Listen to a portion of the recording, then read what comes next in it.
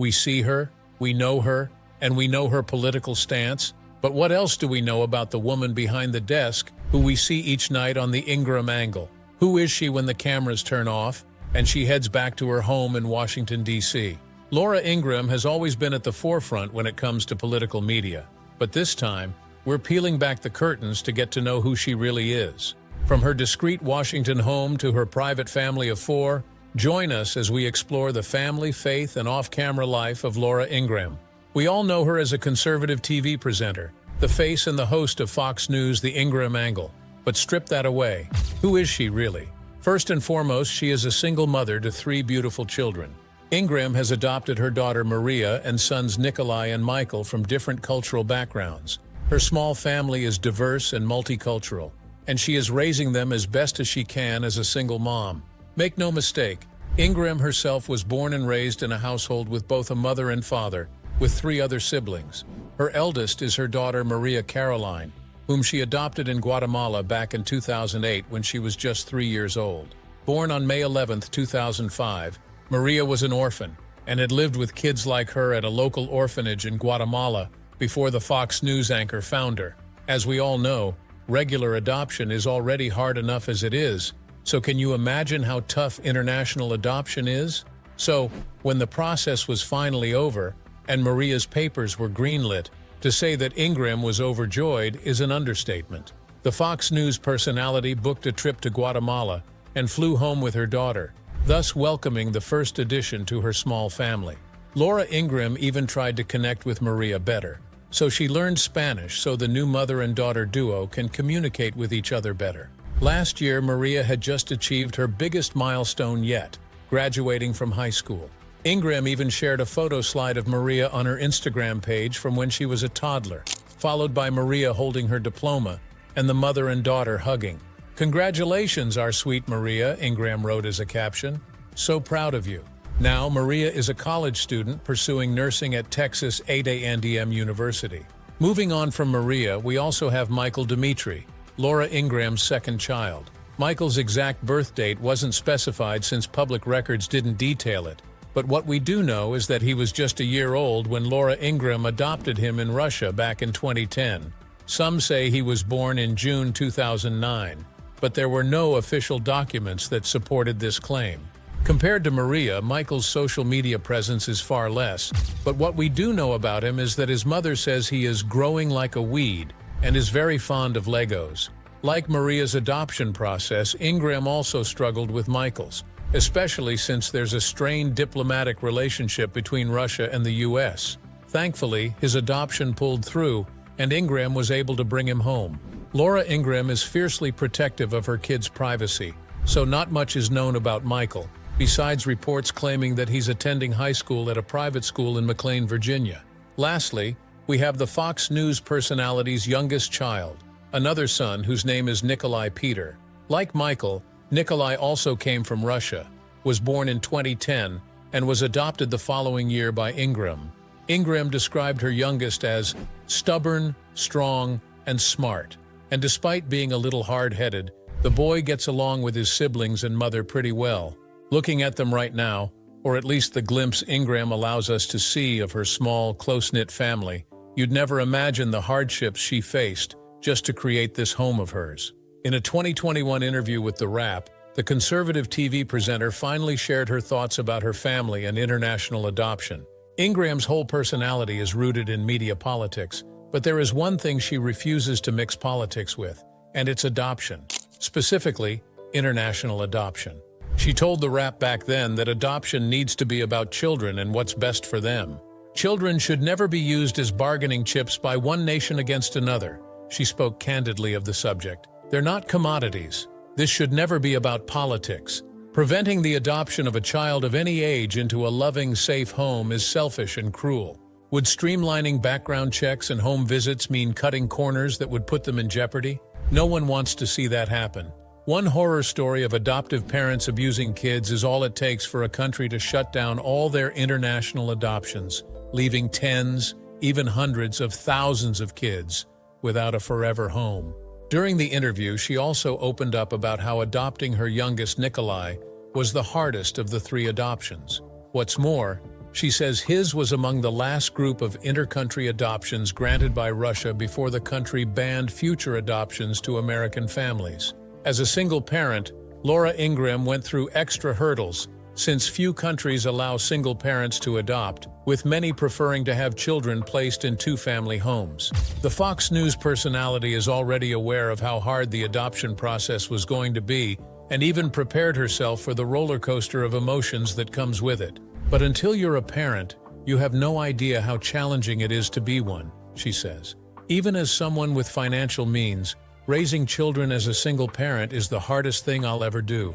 Since God blessed me, I felt a responsibility to give more of myself, married or not, to children who needed a family, and I had always dreamed of being a mom. Throughout this whole ordeal, Laura Ingraham offered a few tips for anyone considering adoption. First, she suggests parents should talk to as many adoptive parents as they can and prepare themselves that it's a lifelong commitment with no guarantees. After that, they should learn to organize and keep files, then sign up with a respected adoption agency. She also warns them to keep an eye out for disreputable attorneys who waste time and would bleed them dry. On top of that, she encourages them to be patient and determined to get through the process once they have decided, and most importantly, to trust in God. The adoption processes she went through were challenging enough, but Laura Ingraham had one more challenge she never thought she'd face when she adopted her daughter Maria. Early last year, Laura Ingraham went through another stressful event in her life. After raising her daughter Maria all by herself for the last almost 2 decades, her world nearly crumbled when Maria's biological parents appeared and demanded she return her daughter to them. Reports of this event came out during the second quarter of last year, when Ingraham's neighbors revealed that 2 strangers came knocking at her door a few weeks after Maria's 19th birthday. Her neighbors detailed that the couple introduced themselves as Juan and Mariela, the biological parents of her eldest child. The couple reportedly has official documents and demanded Maria's return to them. Other key information details that the couple came from rural Guatemala, claiming that their daughter was taken from them during the time the country was being wrecked by civil war. Despite their hopeless scenario, Juan and Mariela pushed on, hoping to find their daughter, until one non-profit organization decided to lend them a hand. The said organization was not named, but they say the former aims to reunite families torn apart by international adoptions gone wrong. We don't know about you, but Laura Ingraham has always been vocal about the incredibly hard adoption process she followed through just to bring Maria home with her in the United States. So, following the couple's claim, is it possible that Maria's adoption is also a result of an international adoption gone wrong? Juan and Mariela's dedicated search led them to the very front door of Laura Ingraham's home. Neighbors who saw the whole drama unfold share that the couple looked like they had been planning to do this for years, seeing how there was so much emotion in their eyes, but they were firm in their resolve. Ingraham, on the other hand, never expected to be part of a dramatic encounter and was caught blindsided by it. But as a mother, she decided to set aside her feelings and focus on protecting Maria from potential harm. Ingraham has opened up about this whole ordeal to a few close friends, and according to them, the news anchor tearfully admitted that she could not imagine a life without Maria. Despite her strong persona online, even Ingraham becomes pretty vulnerable when matters of her children are involved. She's everything to me, and I will fight for her like any mother would. So far, there are no updates following this issue, and given Laura Ingraham's determined nature to keep her personal life out of the limelight, it doesn't look like we'll get to witness how the story unfolds in real time. Parentage issue aside, this matter also opens a big can of worms concerning the legal complications of the adoption system. As stated before, all of Laura Ingraham's adoptions were legal and underwent all necessary procedures at the time. But ever since Juan and Mariela inserted themselves in the equation, the whole situation has been much more complex than we all thought. International adoptions are pretty tricky, especially those that took place in the early 2000s. Why? It's because under the surface, there are a lot of unethical practices and widespread corruption involved. In 2001 alone, the National Adoption Information Clearinghouse reported that there were approximately 127,407 American children adopted in the U.S. alone. So just imagine how many there are when it comes to international adoptions, and even more so, the undocumented ones. Even though Ingraham does her best to keep the issue under wraps, of course, a few news outlets have picked up on this story. From there, legal experts can help but share a thing or two about the issue.